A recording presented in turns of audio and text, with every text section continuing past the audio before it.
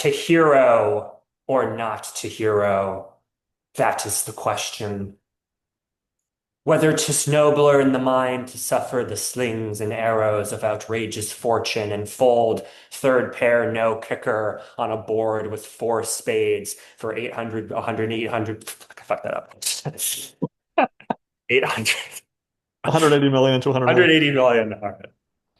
Can we Welcome keep up the everybody to the recording? latest episode of the Two Fish at the Table Poker Podcast. I'm one of your hosts, Legend one of Poker Stars.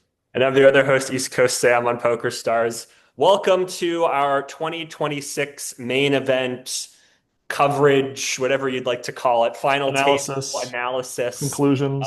Well, we discussed the final table as it was broadcast on ESPN, not PokerGo this time around, and that oh so famous hand that will go down in history as the equivalent of throwing the ball at the 1 yard line.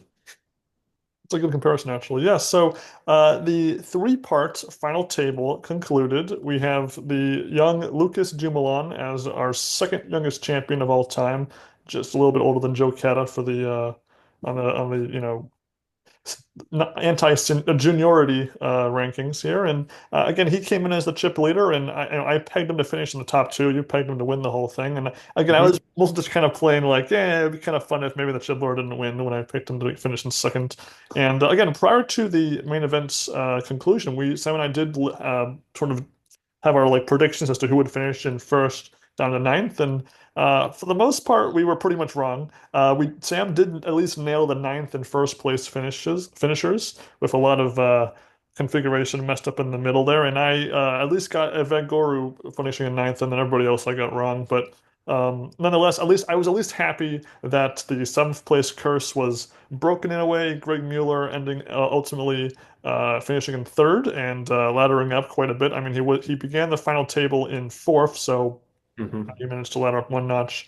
Although really, and we'll discuss the table's dynamics, really, given the disparity between the chip leader and everybody else here, I was fully expecting there to be a good chance of a lot of shuffling around to the shorter stacks. Yeah, I mean, I thought that Jumalan would kind of just stay at first place. That's why I put him at first. I mean, he was at 35% of the chips in total, with Rami Hamoud being at just 14%. I'd read an analysis from Steve Blay right before the start of the final table. He's the guy that predicted that Qui Win would win in 2016 and actually became Qui Win's coach because that was still the November 9 era. And he had predicted that Jumalan would probably finish in first, but that his models had kept predicting that Muller would actually outperform his chips. And he actually made a sort of informal prediction that Muller would take it down. And I kind of figured, Rami Hamoud, not that he was a bad player or anything, but, he's only had like 150,000 in chips. I didn't quite think that he would, You mean stay in 150K three. in winnings in the World Series poker? Yeah, 150K in the World Series of Poker in terms of his earnings. I mean, 28 cashes in total. It's still pretty impressive, but nothing that's super super impressive. So I kind of figured he wouldn't perform as well. I mean, Laurie is the only I can't pronounce his last name, so I won't bother. The only player at the final table had zero cashes before in the terms of WSOP. Obviously, in other events, he'd cashed for about like 100, $200,000, which is totally fine. But I wasn't expecting him to do super well, and so obviously he was sort of the surprise of the final table for me in terms of his performance. I mean, while I agree on one hand, on the other hand, I think the biggest surprise for me as far as their actual gameplay and just their momentum was definitely for Han Feng, who began the final table in eighth place and really only, one and a half big blinds ahead of last place. And he managed to sneak his way up into fifth place. And at one point, he was pretty solidly in second place with like five or six players left. And then a couple of hands towards the end kind of went against him and led to him being eliminated in fifth place. But I think that definitely, at least early on, he was the big surprise player early on. And while yeah, Laurie, his play, he definitely was the most willing to fight back against Jumalan, and he managed to at least get himself to up to fairly even playing field by the time heads up play rolled around with on the third day of the final table. And he obviously was in seventh place when the table began. So really, you had Feng and Saskia Ladi doing pretty good job at going up. And then you kind of have, on the other hand, you have Hamoud and Shevel, kind of the two spots that, perform below where you would expect to account for the two that went above and beyond their initial standings there. And again, with this final table, we discussed it last time, but how we kind of thought that those pay jumps early on were just kind of not quite, didn't quite feel right. And I also did kind of feel like Greg Mueller kind of got the short end of the stick, only winning 3.75 million for third place. I felt like 4 million kind of felt right, maybe even 4.5, honestly. Maybe if the tournament had been bigger, that could have been where some of the extra money had went into. But that was just my take on the pay jumps there, at least. Yeah, I mean, it's hard to say things like that when it's still, $1 million for the ninth place finisher and it's $250,000 a piece. But yeah, I mean, I would kind of like in years to come if the pay jumps were a bit more varied. Maybe it's $300,000 between seventh and eighth place. Maybe it's $350,000, just to add a little bit more. Not that it seemed like the guys really took that into account. I mean, it did kind of feel like most people were just sort of playing their hands. I mean, I'd say like Gagliano was just sort of card dead. He really didn't get a whole lot going. I mean, he finished in fourth place. He started the final table in fifth, so he did manage to ladder that one. But especially on day two, he just seemed to be like just really card dead and just got nothing going. And I'd say sort of to a lesser extent, sort of Hammoud and Shavel were also just sort of card dead. Not a whole lot really got going. But yeah, I mean, as you mentioned, I mean, Laurie was sort of seemed to be the only one who was really sort of putting his foot to the gas and sort of trying to challenge Jumelon. And Jumelon, sort of oddly enough, really wasn't playing, I feel, big stack bully for the most part. He was making a lot of 2x raises, not really pushing the smaller stacks around, which I thought was kind of I surprising. And disagree, again, actually. I'm sorry to interrupt you there, but I thought that he was pushing around the stacks, especially when we got to six, seven, eight-handed. He was definitely shoving, from the button with, an above average hand and stuff. I thought that, and he was raising a lot, like some rags mixed in here and there. I think he was playing big stack, not big stack bully, but just big stack poker. I think he definitely was. okay, I Pre-flop. mean, I felt like he was making a lot of 2x raises. I felt like that there were some spots that he could have pushed the action a bit more and done a little bit more. Yeah, I mean, it's not as much of a big stack bully as we've seen, I think, in previous final tables. I feel like McKeon was more of a bully with his stack than Jumelon was. And sort of the narrative that seems to be taking shape on Jumelon is that he just went on this sun run and he just had this crazy streak of luck. And yeah, like he caught a lot of cards and caught a lot of good hands. But I do feel like he played good poker overall. I don't think he made too many mistakes, other than, again, maybe he could have been more aggressive in certain spots. I felt like he's, again, he's 22 years old. He's really just starting his career. I mean, it's weird to say about like a world champion that he's just starting his career. But yeah, I mean, I don't see any holes in his game thus far. I mean, it's funny because he definitely had like the by far the highest VPIP of the whole table. Like it did feel like a lot of those players were playing very tight, especially on day one. I felt that there were a few spots because we can see each player's hands that they're folding on the broadcast, and so there were definitely a lot of hands I thought warranted calling or even re-raising from given Jumelon's opening range. But and I felt that because the whole table was playing so tight, especially early on, it really benefited Jumelon because he was a little splashy here and there. He was dipping chips a few times here and there, but then he would just raise and take the next three hands in a row right afterwards, and you get them all back. And so it just felt like it was really set up well for Jimalong to advance, relatively unscathed early on, and it did happen. As far as how I personally watched this 3-day breakdown of the final table, each day actually was slightly different from the other. So I had work on the first 2 days of the broadcast, and so day one, I have this thing called YouTube TV. I was able to kind of TiVo the action, and so I managed to catch up and watch it, being able to fast forward through all the ads and watching at 2x speed during some of the slower bits and fast forwarding through some of the breaks and whatnot. And then I actually caught up to the live broadcast because it actually went on longer than 3 hour block that ESPN originally had allocated to the program. So I watched the last little bit of it live. And so but prior to me even watching that first night, I accidentally opened up Twitter and I saw a tweet from Rob Gardner of Rec Poker and Jason Dream, and he had said just a tweet very simple: Jumalon isn't it. And so I read that as, oh, did he blow it? Did he just play poorly? And so I kept waiting and waiting to see like Jumalon like lose a big pot. And while he did lose a few hands here and there, like there was one hand where he four bet with ace five into ace king and lost a few chips that way. If you subtract that hand, he really didn't make some big blow up that warranted like some tweet like that. It just felt like I was put in the wrong frame of mind from reading that prior to watching. It was kind of amusing that way. Yeah, so I mean, I watched the first day coverage through Winamax, which is this French poker stream because I don't have YouTube TV. So I wasn't able to watch the, commentators with, Lon and Norm, and well, it wasn't Lon and Norm, it was Nick and Ollie this time. So I wasn't able to really hear their commentary. And honestly, I mean, night one was pretty boring. I mean, let's just sort of be honest, it It was was a not very miss. exciting. I did like how they got Michael Buffer to do, the it's time, let's shuffle up and deal. I thought that Right. was kind of nice. But yeah, I mean, just really, really boring, tight poker. I felt everybody was playing way too cautious. I understand, again, a lot of money's up for grabs. A lot of the table, a lot of the people to start off didn't have a whole lot of chips, and it was fairly even among the short stacks. Obviously, Jumalan's up pretty high, but I mean, between Muller and Evagora, I mean, it's pretty small the amount of chips that were, among those guys. I can understand that again, but it's just as a viewer, as somebody sitting at home, I would have liked a little bit more action, a bit more spark. Especially after last year was so exciting and action packed. This first day there was only one all in for after 2 hours of play, and the first bust out wasn't until over 2.5 hours into the broadcast. And so you can imagine, especially for all the short stacks, you'd kind of think of a lot of short stacks. There'd be a lot of all ins because you're trying to pick up chips because you're getting short, but really everyone's just kind of folding their way down from like 25 big blinds down to 15 big blinds, and so that handcuffs people. The one thing I did take notice was Han Feng's Don Quixote del Flamingo outfit from One Piece. I don't know if you remember that character, Sam. I've been a big fan of One Piece for more than 20 years now, and so to have like kind of I wouldn't call him an obscure character, but just not one like one of the main cast or even the secondary cast is kind of a funny choice, considering that there are characters in the series that are like have the gold powers or the diamond powers, which are the luck. So it's like those characters that are more on theme with poker. So it's just kind of funny to see that choice of costume. And again, it kind of worked well that he had a very successful first day of the final table. I mean, beginning in eighth, getting to the final seven, and I think being like top two, top three in chips by the end of that first day, that was pretty cool.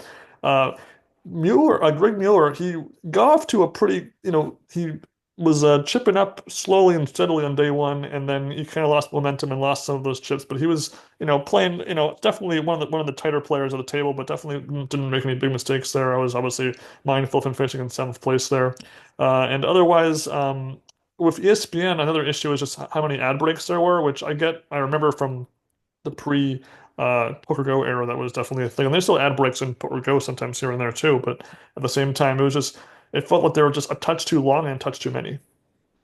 Yeah, I mean, it must be really frustrating to be playing for $10 million dollars in the World Championship and you play four hands and then you go on an ad break and then you play another four hands and you go on an ad break. I really don't like that. I understand you have to run ads. I know it's ESPN, but they really need to let the players play things out. I mean, I think it's kind of unfair to them to break up the momentum like that. They should work out some sort of arrangement. I mean, I remember in years past, I think as the night went on, like, John Sin versus Tony Miles when that was going on for as long. I do think that the ad breaks were fewer because it's, 2 a.m. and who exactly is watching for advertisements at 2 a.m. But yeah, I mean, I think that they need to work out some sort of arrangement so that the players can build momentum and play more hands out. Yeah. I agree. And then so again, by the end of day one, there was seven left. I Mhm. want to say that Jim Milan was up like maybe like 10 million from where he began the day. So fewer big blinds, but still you're not losing the control of the table there. And Fang was the big winner in that he was chipping up pretty substantially, playing well, getting big hands. He had three double ups as a short stack as the end of day one was happening, so that really got him rolling. And then I sort of became rooting for Feng for as day two began, as well as for Mueller because I wanted to not finish in seventh place. And it almost seemed like our seventh place curse prediction was about to happen on day two because Mueller very early on day two with King Jack is all in against Saskalati's Ace King, and luckily he gets lucky to double up to avoid the seventh place curse. But I was really sweating that all in right there. Yeah, I thought that would be it. I thought the seventh place curse would continue. Kind of funny because the grinder was also all in with I think Ace King versus Waz's Kings last time, and he would have been in seventh place that time. So it's almost like a sort of repeat of that hand where the one horse that we have manages to double up. Yeah, I mean, I thought honestly going into day two that it would be Han Feng and Lori going heads up at the end in day three. I thought Jumalan again hadn't been playing bad, but I just kind of figured like maybe he'll make some misstep or something will happen and he'll go out in third or fourth. just felt like Laurie had been the one who had been really aggressive, and the momentum was with Han Feng. I mean, I'd even be willing to say that Han Feng had like the greatest day one final table performance of all time, and that he was from 25 million in eighth place all the way up to I think it was about like 102 million, and in second place with still behind Jumalan by a lot of chips, but still had a credible shot of at least finishing in the top three. But it was not to be in, I guess, the first of the two sort of like all-time big hands that I think people will be talking about, nines versus aces versus checks. Yeah, I mean, so Jumalan was chipping up slowly and surely, because they're again the table was just playing way too tight if you ask me at this point, and so you just can kind of tell that at some point they're gonna just the next big hand against big hand was gonna be bloody for somebody, and so the hand of Saskulari has nines, Fang has aces, so Fang opens with aces, Saskulari I think re-raises with the nines. And then Mhm. it goes to Greg Mueller with two jacks, and he's really, debating. I think at this point they're six-handed, no, five-handed. They're five-handed right now. So it's like, jacks is a monster hand, five-handed, but obviously it's not the best spot because maybe you're up against ace king, and then you could be up against, queens plus. So obviously it's a tough spot. So he makes the tough fold. I probably make the fold myself too there, because you figure, you know, you want to trust your instincts, and you don't want to just be guessing that maybe you're ahead of both players. And so he makes the fold. Fang goes all in because Saskalati had like shoved or like raised like a ridiculous three bet size, so it was basically an all in or fold for the jacks anyway. And then Fang calls up the aces, and unfortunately for Fang, the aces get correct by the nines by on a straight no less when Fang has a flush draw to take away some of the straight outs from Saskalati, and so Fang goes out in fifth place. Crazy hand, exciting, and again, it felt like that was one of the few exciting hands that we had gotten so many of the year prior. So at least at this point, it did feel like the action was. This was sort of the beginning of where the momentum and the intensity of the action was picking up for me. Yeah, I mean, on the flop, he had one out, Laurie, and then the turn was a jack, which would have given Greg Muller a top set. But then that also gave Laurie a straight draw, and then on the river, he would have hit the straight. So if Greg Muller had played, he would have been eliminated too. Just a really crazy hand, and yeah, you could tell Hodfag. I mean, he didn't. One thing I did like about this final table was the camaraderie among all the players. Everybody seemed like good sports, and they were bantering to each other. Nothing that was like super juicy and interesting, but just something where it's they seemed to be happy that they were the final nine and that they were talking to each other. And Han Fang, to his credit, again, like didn't slam the table. He didn't look super upset after, but you can tell afterward. It's like I have aces. Five-handed the main event final table. This guy goes crazy with nines and he gets there. Like you could tell that he was gutted by that. And now, of course, that moved Laurie, I think, into second place healthily, still behind Jumalan, but that really sort of set him up to go heads up, especially because both Gagliano, again, as I mentioned, had been card dead and was folding all the way down. And then Mueller didn't lose too many chips in that hand in particular, but again, just wasn't quite building momentum. So it really just felt like it was going to be Lucas Laurie heads up at that point. Yeah, and you notice that we haven't really discussed Mario Bose at all because he was just kind of there and folded his way out into eighth place. And again, he had some crowd in his as in the stands wearing like Mario hats, and because you look at Mario and Booze, it's a monster in the Mario series. But he just didn't really get much going. And honestly, it wouldn't have surprised me if you would confuse Bose with Shavel and Hamoud just kind of just being there and playing cards and then going out at one point. I mean, they were really just not all that memorable at the table, which is not, no one's asked them to be like, this vibrant, amazing character, but just, as far as comparing how memorable each player's, representation in the final table was, they were definitely on the more forgettable side of things. And then once Gagliano goes out in fourth place, we get another pretty interesting hand here of Mueller that he has 10-4 while Saskalati has limped kings pre-flop. And one of the more unique ways of busting out is when you call off your stack with hoping that you're, a hero call on the river. And Mueller ends up, he had so few chips compared to the blinds and the other two players that but I felt that he maybe had maybe one or two big blinds too many left behind that where you could probably fold there and still give himself a small chance to make a comeback. I think it was a person. I didn't watch so I should probably clarify. Um, I forgot to TiVo this day of the final table, so I had to watch it on the Winamax French channel. So I was just watching it really quickly, kind of skimming through. I got through the whole 3 hours in literally like 40 minutes because I was at 2x speed, fast forwarding through all the breaks and everything. So I didn't really maybe vibe with the hand live as I could have if I was watching it live. But it did feel like there was a mistake. And I would say, even if he makes the call there, he's still way behind in third place. But I felt that maybe that was I would say it was a big mistake by Mueller, but I think I would have folded there. Yeah, I mean, he had 10 bigs at that point. This is obviously also with the big blind ante, so it's really more like five bigs, I guess you could say. When I saw the four come up when it was ace ace four, I'm like, oh, he's gonna go all in because he just had so few chips. Yeah, I mean, I think I would have folded on the river there. It's a tough spot. I mean, you have so few chips, you got to make something happen. If you fold, okay, you've got, eight big blinds. You could, in theory, spin it up, but it's really, really hard to spin it up. You might as well just take your shot. And if you're right, then you're at 20 bigs again, and you're Greg Miller, and you have a lot of experience, and maybe you can chase these guys. One thing too is I thought that they were going to end three-handed. I wasn't aware that Me they were going too. to keep playing. And in fact, even the French commentator on the Winamax stream said they're going to just stop at three-handed. I guess they wanted to finish out the level instead. I don't know. Something else happened with that also happened with the year that what's his I can't remember his name, but with John Paul Yachtman, who thought that they were going to stop at four-handed, and then he got tilted a little bit and wound up going out in fourth place. They should really make the rules clear. I mean, maybe the players knew this that they were going to play until the end of the level, but I really hope that they do make that clear in the future so that what happened to Yachtman doesn't happen to another player. I don't think that happened in this case to Muller. It seemed like he kind of knew where he was at, but I hope that they just make those rules clear for the commentators and the people at home and the players. I feel like usually what they say in advance is either X number of levels or so many players left, whichever Yeah. one I think comes like usually last because they want to not drag out the next day, even as far as when they'll finish up things for the next day of poker action. But in any case, so Mueller goes out, and again, Jim Malone, I want to say the stack it was maybe like 62 with 38% or something as far Yeah. as the chip. It was like 3-2 ish. Maybe I'm maps off a little bit there. It wasn't too crazy. And then, but luckily I was not working on Wednesday when the third day was happening, so I was able to watch it live. And even better, I got to watch it live with Sam. He was willing to stay up late and watch the action. And luckily, it didn't go on too late. I think it ended before midnight Yeah. Eastern Standard Time, so it was a pretty reasonable watch for us.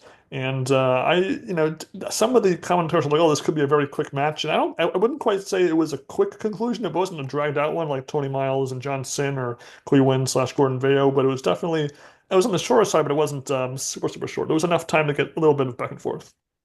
Yeah, I can't remember how many number of hands it was. I think it was about 20 or so, something like that. Maybe a little bit less, a little bit more. Maybe it was like 25.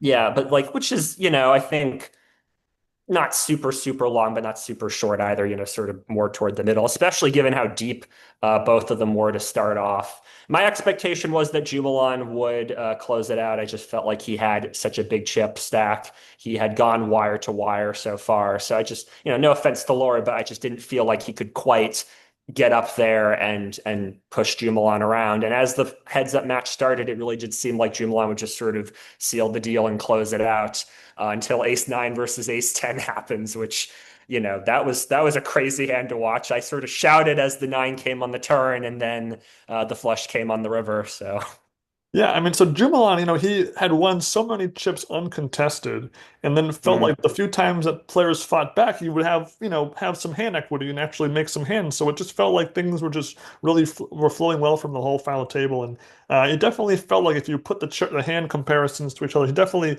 got not only got better cards on his opponent, Sasculati, he definitely maybe hit a lot of big hands with those better hands too. So it's one thing if you have better starting hands, it's another thing if they get out flop. So I definitely felt that both halves of that the best hand, and it kept holding up for him for the most part. And yeah, even the ace nine ace 10 was a wild hand. We've had other heads up matches where they were like we had with Jonathan Tamayo and Griff where there was multiple all ins back and forth, and we got a couple all ins at least here, after that all in actually their chip counts were very close to even. And so it did feel like maybe South Scolati could make some do some damage here. And then basically, the next hand afterwards was again what will probably be the most talked about hand of the entire main event, if you ask me. If unless there was some other hand that I just didn't see that people are talking about here, where a lovely little. Jack high and a queen high pre-flop result in the most bloodiest hand you'll ever see, probably. Yeah, I mean, I remember after the ace nine versus ace 10 hand, I thought, okay, Laurie might have a shot to pull this off. They're almost even. They're both very deep. This might be a long night. And okay, Jack three versus I think it was Queen five. Okay, so pre-flop, no problem. Everything's cool. That's totally fine. Flop comes, and I think Jumalon bet out. I can't quite remember. I think it was just a min bet, right? It was just like 3 million or so. Something like And that. Maybe 4 million or something. yeah, okay. So I'm thinking, all right, bet fold. On to the next hand, no problem. I mean, I guess in terms of a call, is it the worst call in the world? No. I mean, you've got backdoor straight draws. You got a couple of backdoor straight draws where you can hit Broadway or a wheel. So I guess it's not the worst call in the world. I mean, there are two spades out there. I wouldn't make the call, but I'm just saying, like, giving him the benefit of the doubt, right, Ben? Like, it's not the worst call there on the flop. I mean, you just want to crazy all in. You have a lot of chips. I don't want to, if it's me, I know it's silly, but I don't want to put a bunch at risk just guessing. I want to just, fold, see the next hand, see, because again, after a big all in, I want to see if maybe he's going to tilt to me and maybe I can read him or just, get him to play poorly afterwards. I don't know. I would fold there. It's one thing if you flip the queen high and the jack high around. If you have nut no pair high, that's very different from having second nut no pair. I don't like calling that because I mean there's really even if you hit a jack there, like which he does in the turn, he gets a jack there, you're still like wondering if he's got a king or an ace there, it's going to be kind of hard for me to win this hand. I like folding there, but I guess if you want to, it's a min bet and you're getting pretty good odds there. Okay, fine. But then the turn happens. So the pot is, I want to say it was 18 million or was it 20 million or something? 20 million. 20 million. And then Juwelon has a flush draw. He hits is a spade, check of spades. So now he's got a four flush for the nut flush. And so he bets 40 million, 2x pot. So this is what we would call in the poker book world a semi bluff, where you have a weak hand, but you have outs to it. And then so then Saskia tank calls this after I didn't count how many minutes, but it was at least 4 minutes, maybe 5 minutes plus. Something like that, yeah. And so the problem I have there is that because you're sort of like you're coming across as weak, like you're like trying to hero call a turn. It's very clear that if you had a big hand, you wouldn't. His body language and just how his whole demeanor seems like he's not like trapping with a big hand. So on one hand, you're pretty much encouraging him. You're guaranteeing he's going to river bluff at this point because you're advertising you have a bad hand. And again, you're just hoping again that your pair of jacks is good here. And again, he's not going to have a king or ace here all the time, but he could easily have a spade draw there. It's a semi bluff, so that's totally in his playbook there, a semi bluff of a spade. Doesn't even need to be the queen of spades. Could be a nine of spades. Could be the eight of spades. Any spade really there. And so I feel like it's you even though it's a 2x pot, and I usually associate these like double X pot sized bets with the river. Usually you see that as a river bet, not a turn bet, and so you kind of know that that's probably coming on the river, and so you could literally fold here. You've forfeited 10 million chips, or you're gonna make potentially a 40 million chip mistake here on the turn with potential of more in the river. I don't like the call. Helmuth will like the call. I just think that if I think I have an edge on my opponent, I don't want to play a high variance spot here and hope that he's bluffing, or hope that he's not that he's bluffing and that he won't get lucky in the river. Because it could come like a 10, a queen on the river. There's a lot of just really scary cards too, even if you're ahead with the jack. Yeah, I mean, I'm with you. I mean, I was going to think about playing devil's advocate and be like, oh, but Laurie in this case was ahead with his jacks. He was 70% to win the hand at this point. But yeah, I mean, I feel like you should have folded on the flop. You should have folded on the turn here. Yeah, you're completely right about his body language. I mean, it's one thing if he's just sort of sitting there like this, very stoically, looking at Jumalon, looking right at him, and then makes the call. It's okay to take like 30 seconds or so just to make a decision, right? But he has like his arms sort of stretched out like this, and he's sort of like leaning back in his seat. Like he just looks really passive. Like there's nothing that he's like over the top that Laurie was doing during that tank, but there was just something that just seemed very passive about him. And Jumalon, meanwhile, is just sort of standing there, sitting there very still, looking at one spot at the table, not engaging with him. Yeah, I mean, it's just such a weird decision to make And again, like Jack 3 too. It's like your kicker at this point is so low. It's has no use for your hand. If it's like a 10, okay, I can at least understand that, or a queen, they send you have a straight draw. But I mean, I really just don't get it. And even if you think, okay, maybe I'm ahead here, maybe he just has one spade in his hand. There's so many bad river cards for you. I mean, a spade hitting the river, you're screwed, right? A 10 hitting the river gives a queen a straight. I just don't quite understand that thinking at all. Yeah, and also because of his body language, he's pretty much guaranteeing. Like one of the reasons why you would call this turn bet is that you want your opponent to shut down the river, and because of his body language, he's guaranteeing that's not a possibility at that point. Because again, it takes a lot of guts to 2x pot barrel on the turn and river, and you want to make it as hard for your opponent as possible to do that when you call that first barrel. And I just think that there's Jumalan probably just you could. I mean, nobody asked Jumalan afterwards. Oh, what did you put him on when you made those bets? Like, if you asked him at the time, I don't know if he puts him on Jack 3 per se, but he probably puts him on like a weak one pair hand Mhm. and maybe a 4, maybe a Jack. I don't know. But and so again, he's the Jumalan. Obviously he made it as easy as possible for Jumalan to play his hand from that point onward. Yep, and then the river comes the six of spades. So we should mention that Laurie was first to act. So he's been checking on each of these streets. Jumalan's been betting and then calling. So Jumalan then puts out 180 million. So Laurie had about, I think, 33 million or so behind. And he takes off his sunglasses and starts just sort of like, I don't know how to describe, just like wiggling around in his seat. At one point, he's like leaning over and looking at Jumalan like this. He's leaning back at his seat. He's looking over to his rail. He at one point starts counting how many chips he has and doing all this like dialogue out of tilt or something. Just all this like crazy over the top language to hero or not to hero. I just have a jack. Is that good? Asking all these questions. Jumalan, to his credit, doesn't say anything. He does say at one point, just put it in or something to that effect. And I would take that as a sign that, okay, he's got me beat. That sounds like such a confident thing to say, but it doesn't phase Laurie at all. He goes like, well, I won't put it in. I'll just call, Which is the same He's, thing at that point, really, because putting it in yeah. means call. In that point, if you ask me, that's what he meant by that. Yeah, and again, so again, you could, I guess, I mean, he makes the right call on the turn, and then he's got 50 million in the pot invested, and he's being asked to put in another 180 million. So again, you just have to wonder what percentage in his head did he think that Jamal was bluffing versus value betting there. And again, I almost kind of feel like had Saskaloti had a king, king 5 or something like that, king 3, I would maybe be a bit more okay with this play here. But having a jack there, uh, I mean, it's very possible that Jumalan does that same bet with just like a naked king without a spade, because he's reading his opponent into thinking that he would make that play there.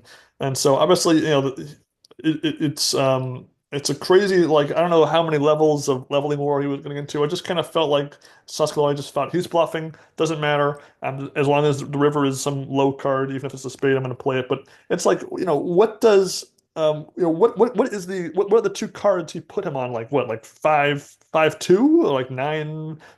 Like I would have liked to have known in his head, like what was for him a bluff in that spot. Was a bluff there, you know, just two red, like a 10-9, or was it like, what exactly was he picturing in his head as a bluff candidate for that spot? Yeah, exactly. I mean, Jubilant could be bluffing with the three of spades. He could be bluffing with, Jack 10 or something like that. It could be, there's so many hands that Jubilant could be bluffing with that beat Saskalati that it just makes the hero call so strange. And yeah, I'm looking at an interview here, and Saskalati doesn't clarify what he felt Jubilant had. He just says, I made a hero call. It didn't go my way this time. I mean, it's just such a weird call. And I mean, it's just shocking, honestly. I mean, I really do feel it's like this is the equivalent of throwing the ball at the 1 yard line. I mean, you feel you have a skill edge, you're almost even. You fold this hand, you'll still have 200 million in chips, very healthy, very deep, and you can go and chase Jumaline. I just don't understand this decision really, other than to be on a highlight reel, to be the big hero, to make this crazy, crazy call. Well, yeah, he's going to be on the highlight reel for the rest of the time, just not for the reason that he wanted to. So I don't know. I mean, okay, he still has 30 million behind after he makes this call, and unfortunately, he's out in two hands, but it's Yeah, I mean, crazy. because even if you fold on the river after putting in the 40 million, you still have a very healthy stack. Hmm. And again, you can kind of weigh into, you can direct out the heads up match and see does Jumalan do more of this bet sizing in later streets? Try to, because again, this was the first time he had done this heads up, and because of that, you don't really know if he's doing that as a bluff exclusively, as a value bet, is he mixing it in? Like when it's the first time someone pulls a trick out of their hat. I feel like just give him the hand. Good job, you got me this time. But let me try to use this as a tool for my game later on in the heads up match. And maybe that was why maybe he was so willing to make this call because he thought it was maybe just 50-50, and if I call and win this, I've got the whole thing locked up more or less. And obviously not the case. But again, these two players actually, they mentioned it a few times during the interview segments here that they had discussed on day five or day six how they were pretty sure they were going to be the final two of the tournament to play heads up for the whole thing. And, that's pretty funny that came true. And it also spoke to the fact that they had quite a few of sort of like those classic-y filmed interview bits of family footage, home video footage shot elsewhere, not in Vegas. That was pretty cool. They did have some repeats there, unfortunately. And I kind of wished that they had used these to sort of mask maybe some of the ad breaks or some of the player breaks more. That way we weren't, you know, because really it felt like the ratio of poker play to not poker play was maybe like 2-1 sometimes. It didn't feel like there was enough action on the screen to warrant all the stoppages. Yeah, I really liked those remote segments they got. They went to Jumalan's home in Spokane and filmed interviews with his family. And I think they also did one for Gagliano wherever he lives. I like that they do that. It adds a little bit of touch and adds a little bit of personality to these guys. And there also were traditional sort of confessional style interviews where, players being interviewed looking into the camera like this and being asked questions. I like that. I think it adds a little bit of touch and helps break up the action a little bit. Hopefully they'll do more of that next year, assuming that if they're going to do the August 9 again. I don't know. That was one thing that didn't really come up is nobody really talked about what they were doing during those 3 weeks. Were they coaching? Were they relaxing? I think Jumalan did get Patrick Leonard as a coach. So he was on his rail a little bit, but none of the other guys really talked about that. I would have liked a little bit more information about what they were doing during that time. Yeah, but at the same time, I think it was because the World Cup was why they changed the broadcasting. So Mhm. maybe next year that wouldn't be the case, and maybe they have in just a couple of days, like they did in years past. We'll find out next year, and hopefully next year they won't have the actual main event preliminary days not on TV or at least not readily available on YouTube. So this time they'll improve that. Otherwise, they had, of course, the usual presenting of the bracelet, and again, the bracelet, looks very nice. It's whatever. Jim Milan, it was a nice moment seeing him win with his family. His dad, his best friend, was there. That was a very touching thing there, and it sounds like the poker world's very happy for Jim Milan being the winner, and. Obviously, we had Grinder make a cameo appearance as the shuffle up and deal. I think it was for the final two they used him, or was it for Yeah, it was for just the last day of action. the Yeah. final two? Yeah. So again, kind of cool. And again, the ESPN also had like 4 episodes that sort of condensed the entirety of the first 8 days into 4 hours of TV. And I'll if I can try to find all four, then we'll watch them. But that might be a little challenging to find those. But we'll give it a shot. And I can't imagine them still being very good because you could imagine 8 days of poker and 4 episodes is like, it felt like one day in one episode was sometimes too fast. So to see that much condensed content could be pretty crazy. Yeah, I mean, I'm going to be curious to see how exactly they condense it and cut it all together. What sort of story they're going to try to tell. Because again, I mean, you did mention, you just said right now that it seemed like the poker world is rooting for Lucas. On poker, the subreddit poker, I don't really see a whole lot of support for Lucas, honestly. I see a lot of people say he was a sun run. He's 22 years old. The money's going to go to his head. Not really a lot of people really seem to be rooting for him. I mean, I was just looking through the feed right now. Honestly, like there's very little discussion of the main event at all today and yesterday. It really just kind of seems like it fell off people's radar right away. So I'm going to be really kind of curious to see how they cobble this all together and tell a story. I mean, overall, I mean, we had some exciting moments at this main event, but I feel like the final table could have been a lot more interesting if, just a couple more of those players of Ensign, Deeb, Brunson, Ralph Perry, Dutch Boyd made a deep run too, Lauren Klein, Sean Winter, all these players, if they could have just one or two more had just gone a little bit deeper and made the final table, I think could have been really, really special. And for sure, I mean, Han Feng's bust out hand and I don't know what you want to call this, the zero call. I mean, I'm not quite sure how to nickname it. Those two hands are going to go down as like all time, oh my God, hands that people will be talking about. But really, beside that, I mean, a couple of interesting plays here and there, but nothing that I can really hang my hat on and say like, oh yeah, I got to go watch that again in I terms mean, of the this. ace nine ace 10 hand heads up, the Hang Feng hand with Mueller folding the jacks, and then the hero call outs. Those three hands were the big highlights. Everything else, I guess maybe Todd Brunson's bust out hand was pretty crazy. Yeah. But otherwise, definitely for me, I mean, also by virtue of how we had to watch it, which was not quite how we were used to the years past. Definitely a weaker main event than the last couple of years. But I'm hoping next year, and Negreanu's prediction comes true, that they'll be a bit more cleaner and a bit more altogether for the coverage for 2027. And of course, we still have I think the WSP in Paradise later on this year to watch. So we'll see. There's always hope for improved poker content here. We never know. Yeah, again, the coverage wasn't absolutely terrible. This wasn't an absolutely dreadful main event. It's just, I'd like it again to just be a bit more polished in terms of the production. Maybe let's not, start airing things at 10:30 at night. That'd be nice. And hopefully they can just, grow on this and learn from it. Yes, I was gonna say I thought that the live coverage last year was really good, the best of the post-COVID world, and the edited 2024 episodes were the best of the Poker era or CBS Sports Network era, whatever you want to call it. So it's kind of stinks that we kind of have a backslide in momentum after those peaks, but that's always next year. That's the great thing about it. We'll have to see. And otherwise, I can't say there's much else in really in poker news that jumped out at me or anything. I did manage today to purchase a couple of poker books on tax-free weekend that we'll be able to hopefully review later in the summer. One book is by Phil Gordon, who we know from Celebrity Poker Showdown. Another book is from our old man, Kid Poker. So again, having seen him on TV more than any other player, probably besides Helmuth, it'd be fun to actually read his book and see how his voice on the page compares to guys like Lindgren, Esfandiari, Greenstein. I'll be very curious to see how that book works. Yeah, I mean, I guess the only other poker news would be for the Hall of Fame this year. Jason Koon was the inductee and the only inductee. Remember that they changed the rules so that you have to have, I think, a two-thirds vote of the surviving members who are left of the Poker Hall of Fame. Two-thirds vote to get in. Otherwise, it's the top vote getter for that year. And Jason Koon was the only one who hit two-thirds. Deeb missed out. Mattisau missed out. A bunch of other players missed out. So I'm kind of, obviously Jason Koon deserves it. He's a great, great player, but I'm kind of surprised Deeb didn't get in there. I'm sure he'll get in next year. And then Mattisau, 12 nominations, still has not been inducted. I think he got about 10 votes or so to get in. So not like a terrible performance. Hopefully he'll sneak his way in there somewhere. But yeah, I mean, congratulations to Jason Koon, of Who, course. who I, And who I met once in Vegas with Adam, that was pretty cool. yeah, best of luck.